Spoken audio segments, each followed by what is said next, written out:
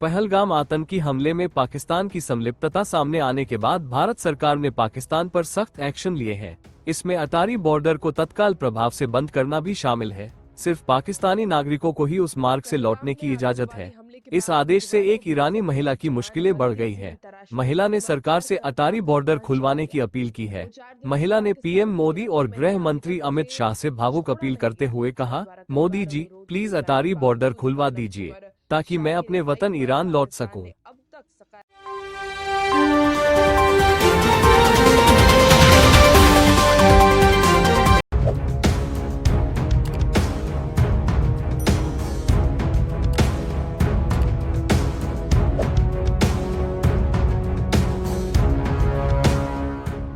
पहलगाम में आतंकवादी हमले के बाद बुधवार को बीएसएफ का एक जवान गलती से अंतर्राष्ट्रीय सीमा पार कर पाकिस्तान चला गया। वो 4 दिनों से पाकिस्तान की गिरफ्त में है। अभी तक उसे छोड़ा नहीं गया। भारत द्वारा कई बार अनुरोध किए जाने के बावजूद प्रणब कुमार शाह की रिहाई पर पाकिस्तान ने अब तक सकारात्मक प्रतिक्रिया नहीं दी है। बीएसएफ के एक अधिकारी ने बताया, बुधवार दोपहर से हम पाकिस्तान की ओर से किसी सकारात्मक कदम की प्रतीक्षा कर रहे हैं, लेकिन अभी तक कोई सफलता हाथ नहीं आई है। शुक्रवार को बीएसएफ और पाकिस्तानी रेंजर्स के बीच हुई फ्लैग मीटिंग भी बेनतीजा रही। ये घटना के बाद से तीसरी फ्लैग मीटिंग थी जो बीएसएफ ने बुलाई थी। एक अधिकारी का कहना है, हमने तय स्थल पर झंडा उठाकर प्रोटोकॉल के तहत बैठक के लिए उपस्थिति दर्ज कराई, लेकिन शुरू में पाकिस्तान रेंजर्स की ओर से कोई रिएक्शन नहीं मिली। बाद में दोपहर में वो आए और सवाल किया कि जब स्थिति स्पष्ट है तो बैठक क्यों बुलाई गई। उन्होंने आगे बताया, पाकिस्तानी रेंजर्स ने सूचित किया कि वो अपने वरिष्ठ अधिकारियों के आदेश का इंतजार कर रहे हैं। एक बार फिर बातचीत बिना किसी नतीजे के समाप्त हो गई। प्रणब कुमार शाह पश्चिम बंगाल के हुगली जिले के रहने वाले हैं। बुधवार दोपहर को सीमा के पास किसानों की मदद करते समय अनजाने में वो पाकिस्तानी क्षेत्र में प्रवेश कर गए। बीएसएफ के अन्य अधिकारी ने बताया, भारतीय सीमा पर तो बाड़बंदी है, लेकिन वास्तविक अंतर्राष्ट्रीय सीमा एक छोटे से पिलर द्वारा चिन्हित है, जिसे नए जवानों के लिए पहचानना मुश्किल हो सकता है। उन्होंने ये भी कहा कि भारत समय समय पर मानवीय आधार पर पाकिस्तानी नागरिकों और सुरक्षा कर्मियों को वापस करता रहा है जो गलती से हमारी सीमा में प्रवेश कर जाते हैं। ये घटना ऐसे समय पर सामने आई है जब भारत पाकिस्तान सीमा पर सुरक्षा कड़ी कर दी गई है। पहलगाम में हुए आतंकवादी हमले के बाद भारत ने पाकिस्तान के खिलाफ कड़े राजनयिक कदमों की घोषणा भी की थी। इस घटना में 28 लोगों की मौत हो गई थी। वहीं आपको बता दें कि घटना के बारे में पता चलने के बाद से बीएसएफ जवान की पत्नी बेसुध हैं। बीएसएफ जवान की पत्नी रजनी अपने 7 वर्षीय बेटे और साहू के माता पिता के साथ रिशरा में रहती हैं। घटना के बारे में पता चलने के बाद से ही वो बेसुध हैं। रजनी का कहना है कि उन्होंने अपने पति से आखिरी बार मंगलवार रात को बात की थी। उन्होंने कहा कि वो जल्द से जल्द वापस आ जाएं। साथियों, हमने आपसे वादा किया था कि हम सिंधु को बचाएंगे। हमने कहा था कि हम निकले हैं सिंधु को बचाने के लिए, और इन खदशात से, इन खतरात से हमने तो बचा दिया है। ये आपकी कामयाबी है, ये सिंध का कामयाबी है, ये पाकिस्तान का कामयाबी है। मगर साथ साथ आपका सिंधु पे एक और हमला हुआ है। इस दफा भारत की तरफ से सिंधु पे हमला हुआ है। आपने सुना होगा कि मकबूजा कश्मीर में दहशतगर्दी का वाकया था।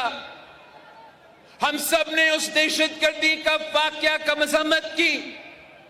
हमने कहा कि दहशतगर्दी के मुतासिर तो पाकिस्तान भी है, दहशतगर्दी का मुकाबला भी पाकिस्तान के अवाम कर रहे हैं, तो हम उतना ही मजम्मत करते हैं जो दहशतगर्दी का वाकया मकबूजा कश्मीर में हुआ।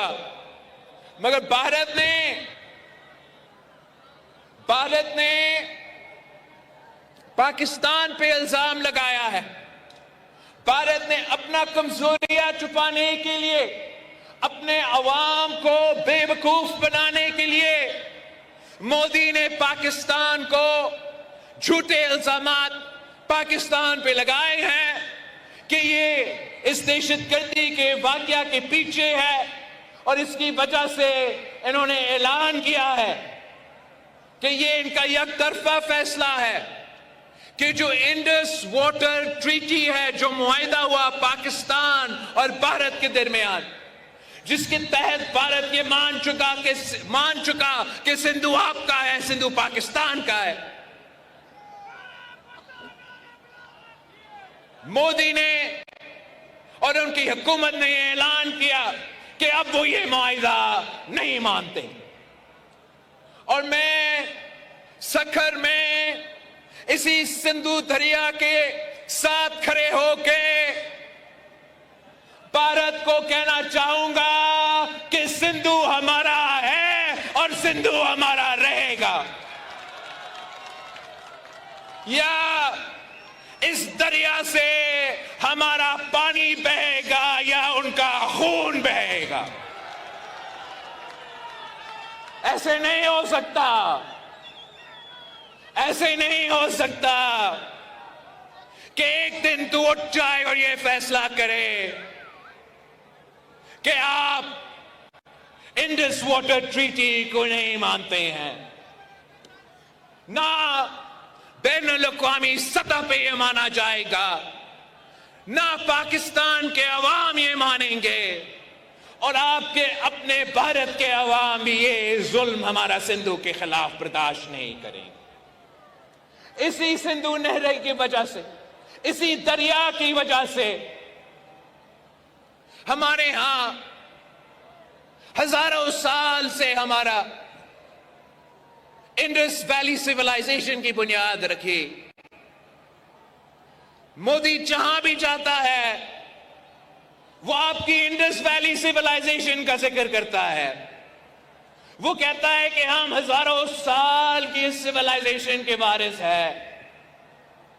उस सिविलाइजेशन तो पाकिस्तान में हमारे लारकानों में मोहनजोदारो उसका निशानी है। हम उसका वारिस है, हम इस दरिया के वारिस है, मुहाफिज है, और इसका तहफ़्फ़ुज़ करेंगे।